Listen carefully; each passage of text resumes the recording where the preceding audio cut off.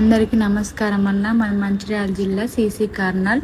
మేము ట్రాలీ నడుపుకుంటూ బతుకుతాం. చేర్ల శ్రీకాంత్ మా ఆయన పేరు. సంవత్సరం క్రితం మాకు బాబు పుట్టాడు. ఆయనకి 3 రోజుల తర్వాత జాండీస్ వచ్చినాయి. హాస్పిటల్కి తిరిగినాము, చాలా హాస్పిటల్ తిరిగినాము, అసలే తగ్గలేదు.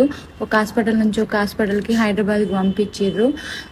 ఆ బాబుకి లివర్ బాగాలేదు, గాల్బడర్ కూడా ఖరాబ్ అయింది, ఇన్ఫెక్షన్ అవుతుంది. ఖచ్చితంగా ఇప్పుడు ఆపరేషన్ చేయాలని చెప్పారు సార్. ఆపరేషన్కి 10 లక్షలు అయితే, ఇంకా ఎక్కువ అయితే కూడా ఎక్కువ కావచ్చు అన్నారు సార్. మాకు ఉన్న 2 గుంటల భూమి, ఇల్లు అమ్ముకొని ఆపరేషన్ చేయించుకున్నాం.